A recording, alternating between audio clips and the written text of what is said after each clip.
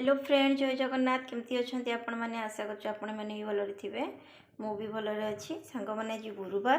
तो गुरुवार आज कौन स्पेशल अच्छी ना, गुरुवार आज मु पड़पिठा करुच्ची। ये देखु चाउल बिरी को बतरे देती गत काली राति एबे पूरा बतरी आपको एबे ग्राइंडिंग करदेवी।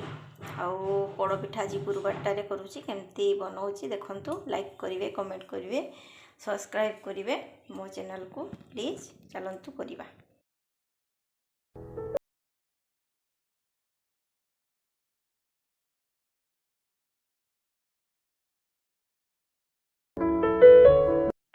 बिरी चाउल मोर पेस्ट हो गला।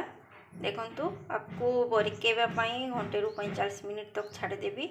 सी बरिका बेल को मुझे काजू बादाम आउ नड़िया को नड़िया काजू बादाम को काटिदेवी पिठारे पकेवाई। सांग मैंने जानते तो आमर महाप्रसाद रे लगे जो जगन्नाथ पाखे पिठा लगे पड़ पिठा।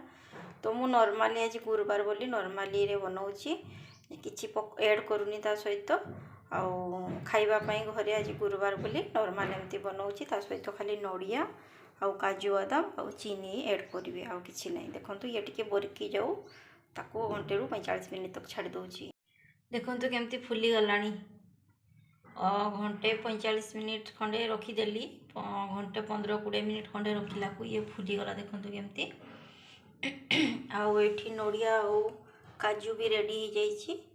आबे पिठा बनैबी। देखो बढ़िया रंग फुलीगला पिठाटा। एबे आरंभ करवा पिठा। सब रेडी हो गला।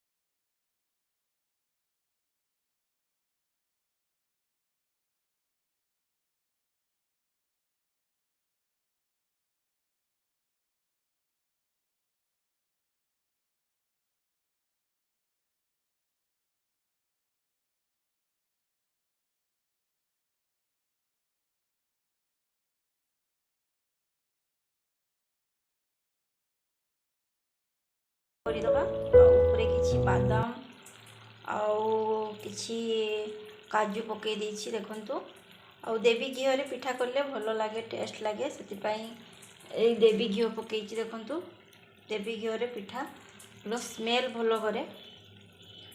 आउ एबे ताकू ढंकी दबा।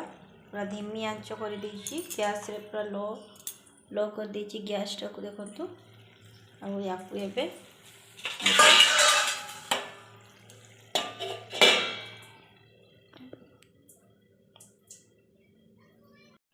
पिठाटा हो गलानी। या ओल्लई दबा। एबे देखंतु पड़ पिठा रेडी हो गला मोर। देखंतु सांग माने आसंतु खाइबा। आज तो गुरुवार पड़ पिठा कली, आसंतु खाइबा। आउ केमिति लागिला कहिबे। मो चैनल को लाइक कमेंट सब्सक्राइब करिवे प्लीज। मते सपोर्ट करंतु।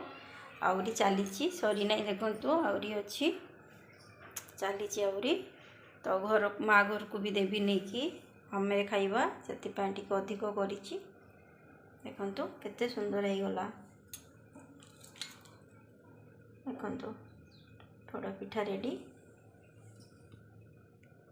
बाय बाय सांग माने रहिली। प्लीज मते सपोर्ट करिवे।